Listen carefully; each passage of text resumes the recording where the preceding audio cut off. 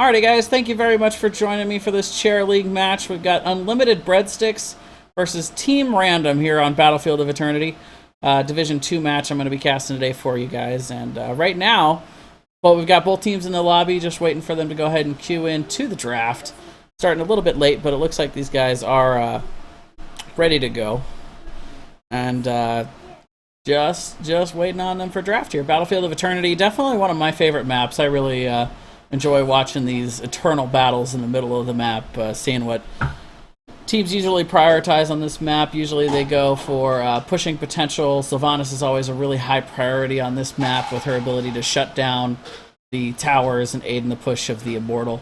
Also, you know, heroes that are good at PvE damage, that are able to get a lot of damage out on the Immortals, are always really popular. So, it'll be good to see what exactly these two teams decide to prioritize as we go on in to this Division 2 match for Week 1 here of Season 3. Both these teams looking to start off with a bang, and I'm going to go ahead and let these teams know. Let's see.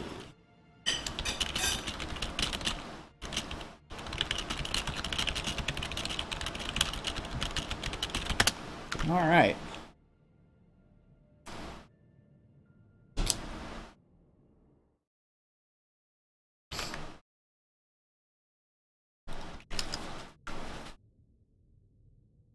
We'll see what these teams have up in store for us here. Nice thing about this new system is one team gets the opportunity to try and figure out exactly what they want to play, though I'm not sure if Team Random had really pre-selected Battlefield. It seemed like they were seemed like they were a little on the fence about what they wanted to play on, but we'll have to see what they decide to go with here and if they've got any predetermined strategy ready to go. But I really like this new system where, you know, both teams used to know exactly what map was coming, but the difference is one of those two teams also knew that they would have the first draft pick all week, so it'd make it a little bit easier for them to prepare some kind of cheesy strategy and get a little bit of an edge. I feel like right now, both teams have the opportunity to have one unknown factor and get one leg up, so it's a little bit more even. And right out the bat, we're going to see Unlimited Breadsticks go ahead and go with Greymane for their ban phase.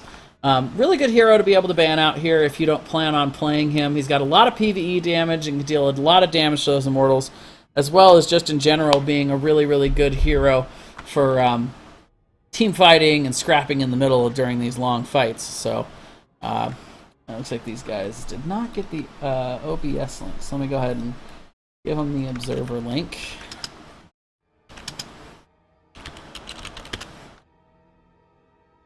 Alrighty, it looks like Zagara is going to be the ban, a very smart ban. We've seen her being a terror all week on every map, any given map.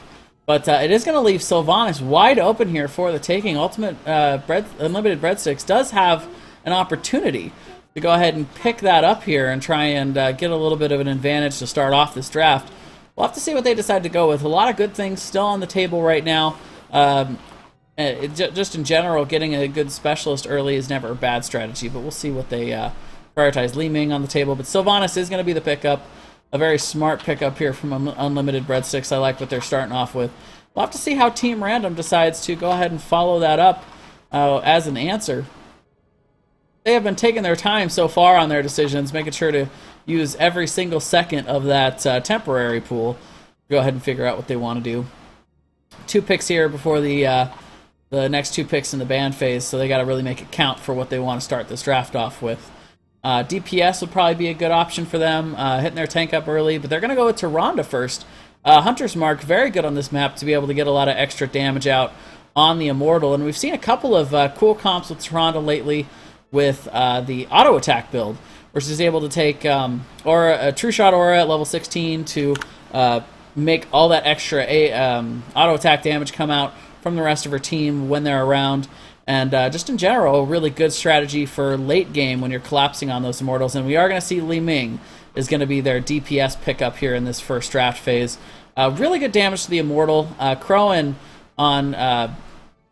we do see Crowan quite often kind of getting that Li Ming build going with the missile build to be able to get a lot of extra damage out. A lot of single target PvE damage that Li Ming can do with that build with the Seeker compilation of of moves to be able to upgrade that.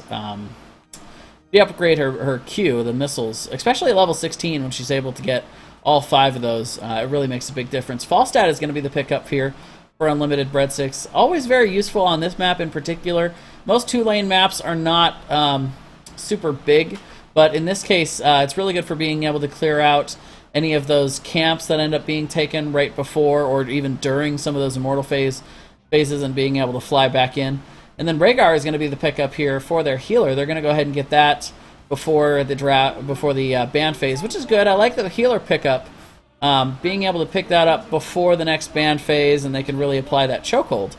So that helps out a lot for them. But I'm not too big a fan personally of Rhaegar on this map. He does give you some extra PvE damage, but when it comes to actually trying to push with or push against immortals, he's pretty useless because he's got to be able to get in deep to really do a lot of the stuff that he's able to do. Karazim can do a lot of the same kind of things, but he's not in as much danger. But ultimately, you got to have a healer. Rhaegar is just as good as many. Is able to get a little bit of extra damage out with that lightning shield, and of course, always having the heals. Though he's been nerfed into the ground lately. I'm not a big fan of the Rhaegar nerfs. Being personally.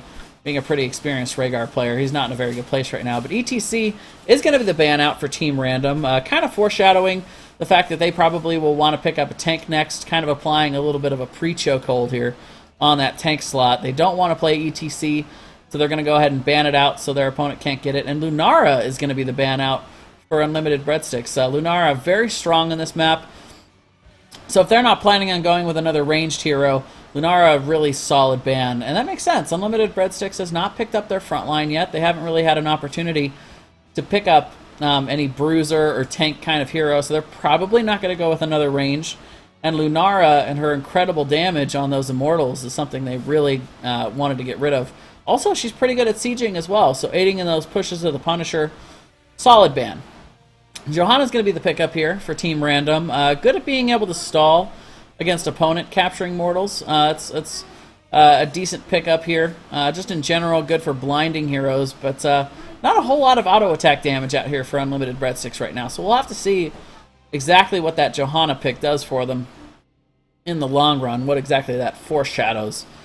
But right now, I would say right now, unlimited breadsticks in these first 3 pickups on each team is definitely winning the immortal battles and building better for the map, but we'll have to see how these teams decide to fill out their comps and finish it off. Vala is going to be a pickup here. Good auto attack damage from a distance, and it looks like that might be part of the strategy. They could still pick up a second support to be able to aid in Tyranda's healing, or they could just go full damage. Still a lot on the board.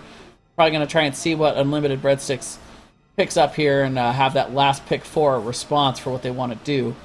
Still need to see the front line come out for unlimited breadsticks. We'll have to see what they want to do. Exactly what they want here. Couple decent tanks still on the board. Muradin, always a nice pickup. Call me crazy, but Artanis, it does a lot of that PvE damage. We've seen a few teams try and pull that out. We've even seen some Cho'Gall on this map work out, but that's kind of a random comp that we don't usually see. But we are going to see Sonya, much more standard than your average Cho'Gall build. I'll admit. Sonya does a lot of extra PvE damage and is a good solid frontliner. But the question is, who's the tank? And there it is. It's Tyrael. Another good hero for being able to get in and out of those fights. Good escapability, good engage, and just in general, on all the little nips and tucks in the map, you're able to get that holy ground at 16 to be able to cut people off in their escape routes if you do end up turning a fight your way. And he does decent damage also. For a tank, he's definitely got some decent damage on the Immortal. Good solid front line there to be able to push into the enemy team. We'll have to see if Team RAND0M wants to... and they are going to go with Lili, so they are going to go double support. We'll have to see which of these two supports go damage. Usually it's Tyrande, and Tyrande would make a lot of sense, that auto attack build, to be able to build up Vala's damage at the very least. But haven't picked a whole lot to be able to do that. I think right now I'm liking Unlimited Breadsticks draft a little bit better. I think they drafted better for the map. Having Sylvanas on this map is always just an automatic advantage. And they have a lot more siege potential as well. You know, you look at Team RAND0M, and when they go in with these Immortals, should they be able to capture them in the first place, you know, what kind of potential do they really have in pushing? Li Ming's got decent poke. The CC potential can be there with Rain of Vengeance and Johanna's ults along with her Condemn. But anytime they have any kind of good engage, you could just see the counter gust from Falstad. I feel like Unlimited Breadsticks is going to have the opportunity to be able to dictate a lot of these engagements and be able to walk away with a win here. We are ready to go, and looks like these teams are going to be logging on in here to Battlefield of Eternity. Division 2 match here between Unlimited Breadsticks and Team RAND0M. Let's go ahead and get these teams introduced. On the left, we do have Unlimited Breadsticks with Keith Stone playing Falstad, Kid playing Sonya, Lunchbox playing Sylvanas, Flibadjabit. Yeah, that name's just meant to trip me up, I think. On Rhaegar, and Mario22 on Tyrael. Meanwhile, on the right, we've got Team RAND0M with GP on Lili, Cersine on Vala, Aardvark on Li Ming, Hita on Tyrande, and Alistair on Johanna. Thank you so much for joining us, guys. This is going to be a pretty good one here. Like I said, Battlefield of Eternity, a really, really cool map. One of my favorites in Heroes of the Storm. Of course, we're all looking forward to those 2 new StarCraft maps coming out. But for now, this is going to remain one of our favorites.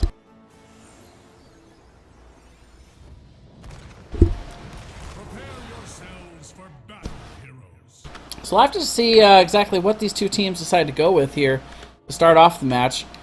Looks like right now we might be seeing the top being the priority for the side of Unlimited Breadsticks. They do have the option to try and cheese with Sylvanas if they want to try and get some early tower damage advantage. And Keith Stone doing a little bit of his cheese as he jumps up and down on that mount. But we do see all 4 members here. Vala actually maybe a little bit AFK. What's going on over here? But we'll have to see. There we go. Vala's moving. False alarm, folks. But it does look like we're going to see Unlimited Breadsticks going ahead to the top here. They're going to go ahead and target that top turret to try and get a little bit of extra damage out. We'll have to see what exactly Team RAND0M wants to do as a response. Right now, only Aardvark here, up here on Li Ming, responding to it.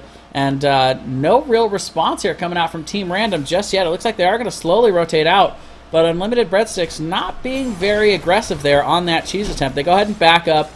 They know that the rotation could be coming, so better safe than sorry here so early into the game. They did get a decent amount of damage out, at least, on that top turret. But right now it looks like it is going to be a 4 on top and 1 on bottom here to start off this match. And we're going to see Sonya versus Vala, the 2 solo laners in the bottom.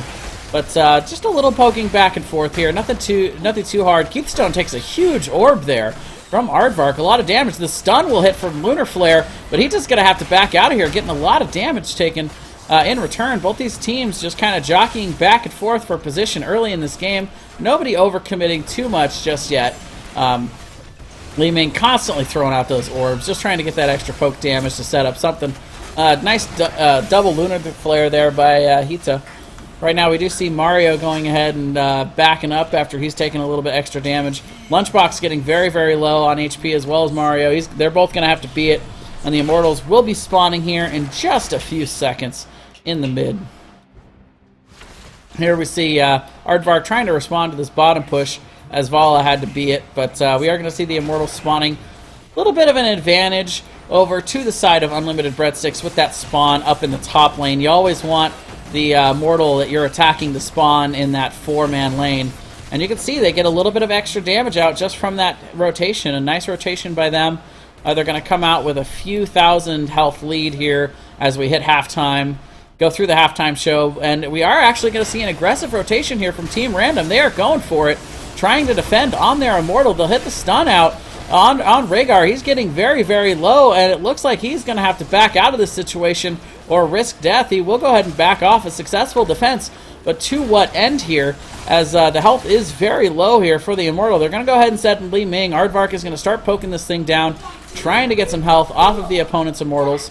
And 4 members are going to go ahead and stay here, defend. It looks like Right now, Unlimited Breadsticks trying to get the poke in, trying to get in here to try and get this, but the double Lunar Flare is going to secure that kill on Rhaegar. A nice response here in the defense from Team RAND0M. He is hitting all of these Lunar Flares just right on the mark, but Lunchbox dealing a lot of damage here.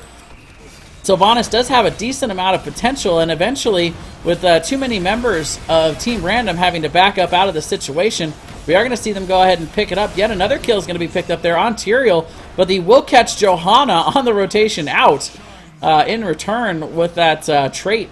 But ultimately, we will see Unlimited Breadsticks picking up that first Immortal, and with Sylvanas, this could be a real problem for them. A half-shielded Immortal, and it's going to start marching right onto these towers. No damage done to this wall yet, but that is not going to stay the same for long. Right now, only Li and Li Ming being sent down here to respond just a little bit late on the rotations here with the death of Johanna.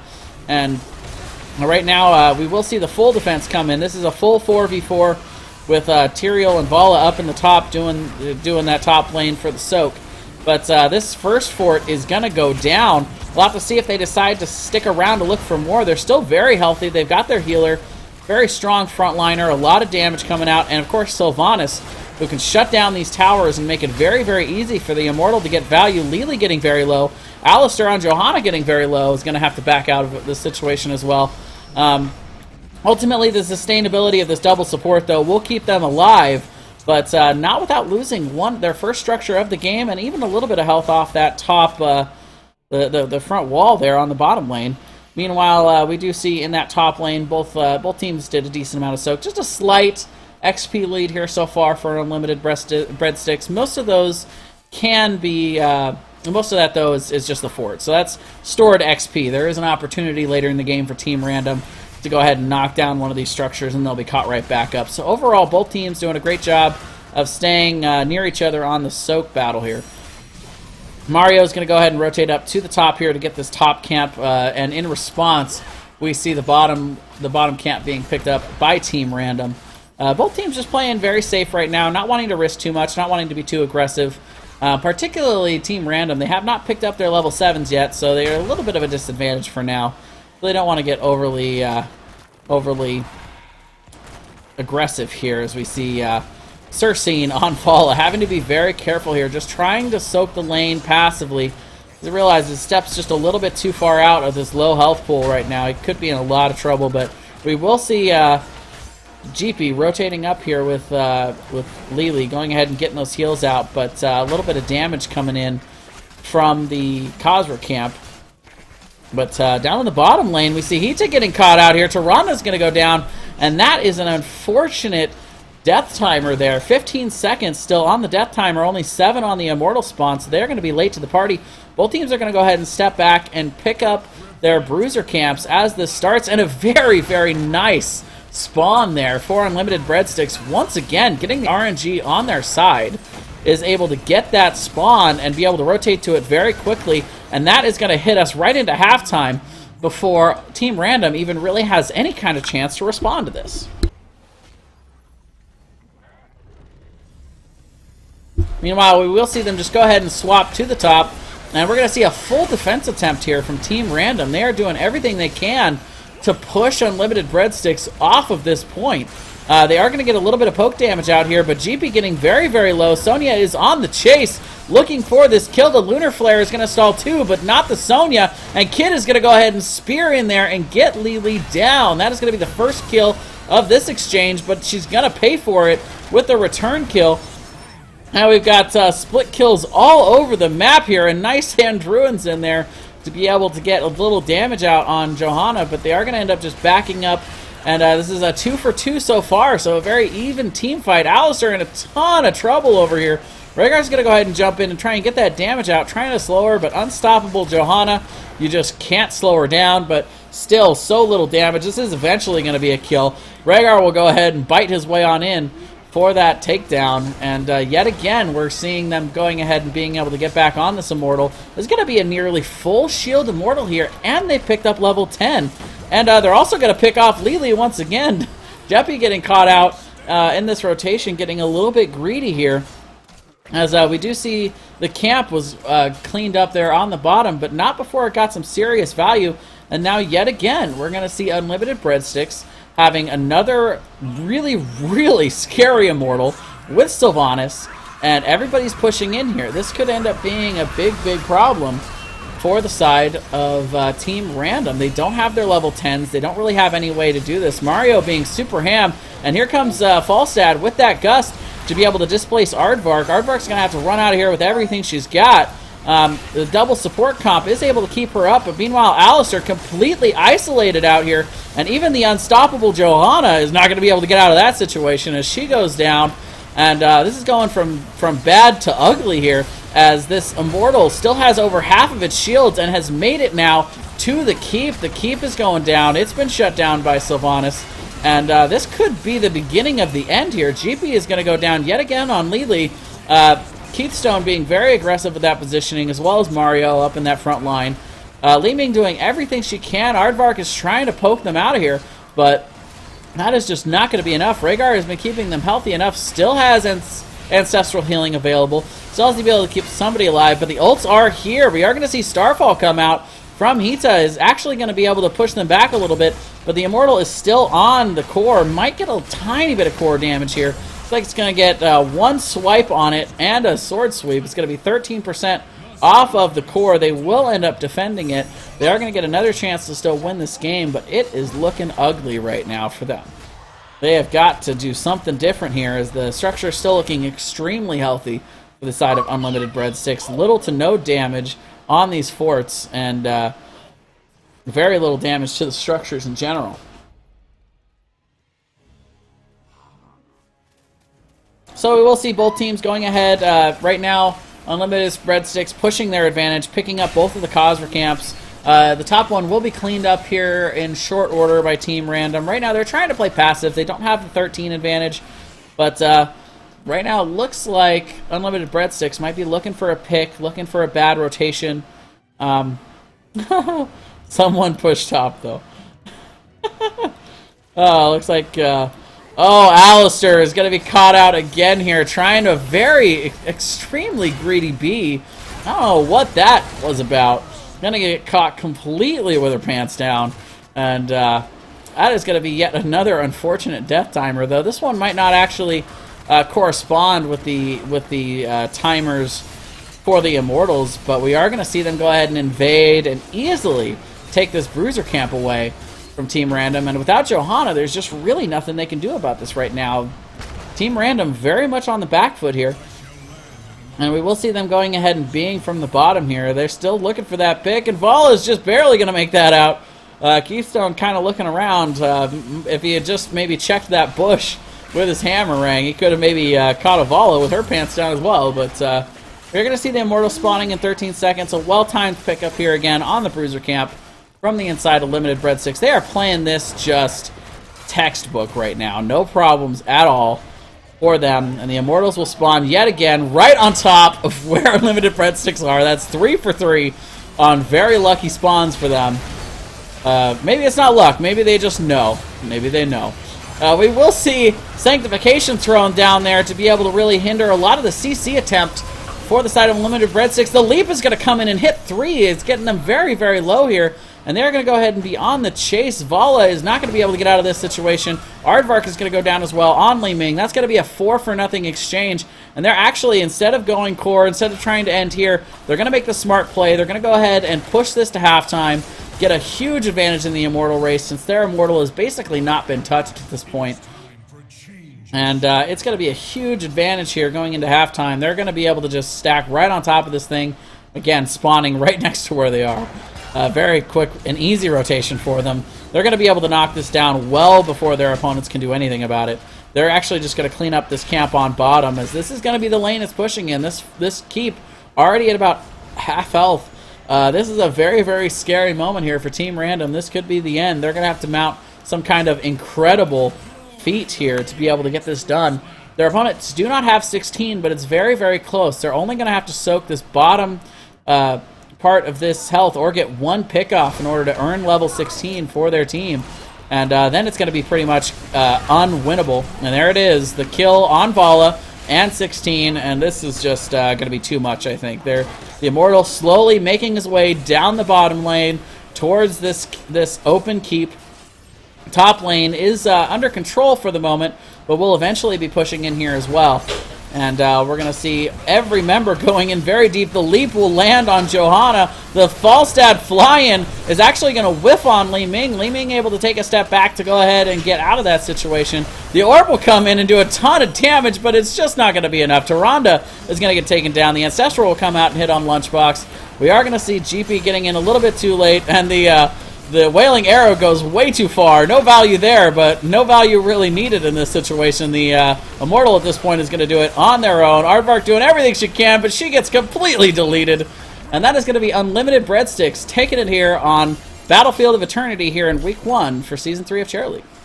Blue team is victorious. A very impressive display there by Unlimited Breadsticks. They just knew exactly how they wanted to play the map. They knew exactly how they wanted to draft and what they wanted to get. That dictated every team fight, and they just dominated. Very, very impressive. I would definitely put the MVP in the hands of Sonya. A couple of those big jump-ins with the leap, able to get a ton of damage out in the right time to be able to secure those kills. But huge ups to everybody. You know, good solid healing numbers. Rhaegar himself pretty much doing as much healing as both Lili and Tyrande on the other side, keeping the team very, very healthy. And just in general, everybody played well. Tyrael was out there, and his deaths were meaningful when he got them, just as you would expect on a Tyrael. Keith Stone had a couple of really impactful gusts on Falstad. You know, really, really good play coming out of them. Good solid rotations to be able to catch their opponents out on a couple of picks here and there with those great rotations, and they just dominated. Really like what I was seeing out of Unlimited Breadsticks. Be looking forward to seeing how they do in the future weeks as they climb that ladder towards the end of Week 8, trying to get into the playoffs for Season 2 here. But in the meantime, that is going to be it for me tonight, guys. Thank you very much for joining me for yet another awesome Chair League match. Thank you to both of these teams for putting on a great show for us. If you like what you see, I do a lot of Chair League casting nowadays. Go ahead and hit the follow button.